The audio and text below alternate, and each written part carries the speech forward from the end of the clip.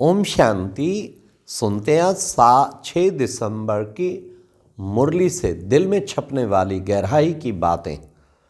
आज की मुरली में सबसे गहराई की बात ये थी जो बाबा ने कहा, देखो बच्चे, मैं ऊपर में रहता हूँ, यहाँ तो आता हूँ पार्ट बजाने, इसलिए तुम बच्चों को भी ऊपर में याद करना है, इधर उधर बुद्धि नहीं भटकानी है, इसलिए तुम्हें बार बार ऊपर याद करना है।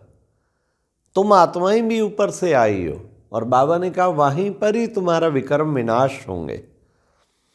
मतलब कभी कभी हम याद करते हैं मधुबन में, कोई हर्जा नहीं, कभी और कहीं याद करते हैं, पर बाबा कभी कभी ये भी कह देते थे कि बच्चे, चाहे मैं नीचे हूँ, इस साकार में हूँ, फिर भी तुम्हें ऊपर याद करना है, क्योंकि तुम्हें विकर्म विनाश होते हैं ना तो बिल्कुल प्रैक्टिकल ऐसे उस ज्योति बिंदु पर मेरी मन की आंख टिकी हुई हो, उसके स्वरूप को देखने में। और खाली स्वरूप ही नहीं, ये इस निश्चय से याद करें कि कितना शक्तिशाली सर्वशक्तिवान, जिसके एकमात्र दर्शन से हमारे विकार नष्ट हो जाते हैं। अर्थात जैसे ही हमारा कनेक्शन जुड़ता है, एकदम उसकी करंट आती है, और करंट हमारे जन्म जन्मांतर के विकर्मों को भस्म करती है। तो बार बार यहाँ पार्ट बजाया, फिर उड़ के चला गया, पार्ट बजाया, फिर उड़ के चला गया, और वहीं बाबा के पास जैसे हमें वो मंजिल मिली हुई है।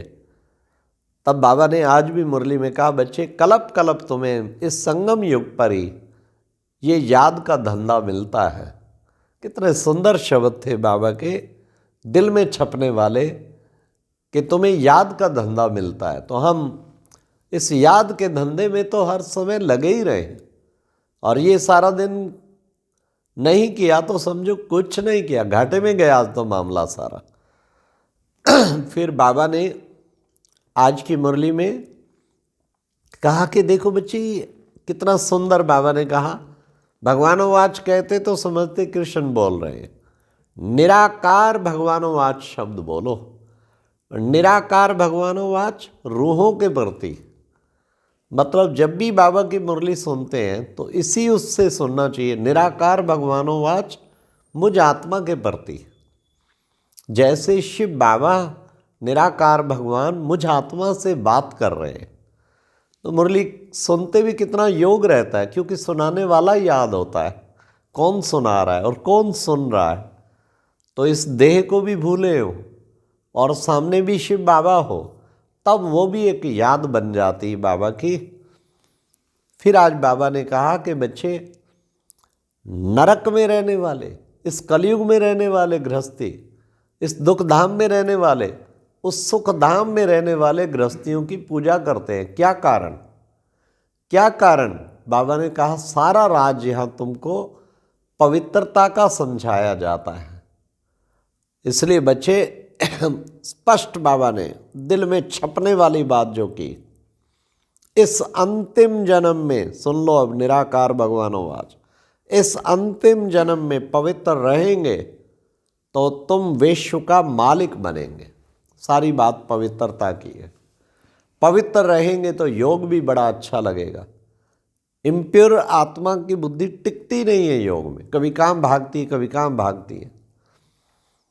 परंतु इस योग का भी आज बाबा ने राज समझा दिया कि बच्चे, निज को आत्मा समझो। देखो बच्चे, आत्मा ही आँखों के द्वारा देखती है, आत्मा ही मुख के द्वारा बोलती है, आत्मा ही कानों के द्वारा सुनती है, आत्मा ही शरीर के द्वारा कर्म करती है, आत्मा में ही संस्कार है। इसकी प्रैक्टिस सारा दिन हमें करनी चाहिए। कौन बोल रहा है, कौन देख रहा है, कौन सुन रहा है? मैं आत्मा, मैं आत्मा। ये बस ये आत्मिक स्थिति इससे बन गई, फिर योग भी बड़ा सहज, सब कुछ सहज हो जाएगा। तो इस आत्मिक स्थिति को बनाने का पूरा पूरा पुरुषार्थ करना चाहिए। जब भी चलो, जैसे रथ पे मैं रथी, महारथी आत्मा बैठी हूँ, इस शरीर के द्वारा पार्ट प्ले कर रही हूँ, इससे न्यारेपन की अनुभूति होनी चाहिए रोजाना। ये है गहराई की बात। कि जितना न्यारा, फिर बाबा ने कहा उतना ही प्यारा बन जाएंगे। आज की मुरली में गीत था ओम नमो शिवाय। बाबा ने कहा देखो बच्चे, भक्ति मार्ग में कितना मुझे याद करते हैं, कितने प्यार से याद करते हैं, क्योंकि मैं पतित पावन हूँ। जब सारी दुनिया पतित हो जाती है उसको पावन बनाता हूँ। आज बाबा ने कहा जब सारी दुनिया पुरानी हो जाती है उसे नई करता हूँ। कितना बड़ा बाबा का काम है, कमाल है। ऐसी दुनिया को पलटाना, कितने आए धर्म स्थापक आए, कोई आए, एक आत्मा को भी पवित्र बना के ले जाना बहुत बड़ी बात है। और यहाँ तो सारी दुनिया 800 करोड़ आत्माओं में पलटाव ला देना और तत्वों में भी परिवर्तन कर देना और सारी सतो प्रधान दुनिया स्थापन करके चले जाना, तो ये उपकार तो बाबा का कभी भूल नहीं सकती हम आत्माएं। कितना बड़ा कार्य करने के लिए बाबा हर समय यहाँ उपस्थित हैं। फिर बाबा ने कहा बच्चे, मैं तुम बच्चों को समझाता हूँ, परंतु तुमको औरों को समझाना पड़े, अच्छी तरह बच्चों को समझाना, लेकिन समझाने की बच्चों में युक्ति चाहिए। युक्ति युक्त ज्ञान देना है, सीधा सीधा नहीं कि भगवान आया नई दुनिया बना रहा है, 21 जन्मों का वर्षा ले लो, वो समझेंगे कुछ दिमाग में फर्क हो गया। इसलिए सीधा सीधा नहीं, बाबा कहते युक्ति युक्त, खासकर उनकी जो आवश्यकताएं हैं ना उनको सामने रख के समझाएं। जैसे आज सारी दुनिया टेंशन में है, तो कैसे टेंशन फ्री बने उसको सामने रख के समझाएं। मैंने देखा कहीं भी वैसे कहो कि आओ आपको ध्यान योग सिखाएं, टाइम दे ना दे, लेकिन तनाव मुक्त जीवन कैसे जिए इस पर टाइम जरूर दे देते हैं। सकारात्मक चिंतन करने की कला, इस पे समय जरूर दे देते हैं। मतलब उन्हें लगता है कि फ़ायदा क्या होगा हमारे इनको।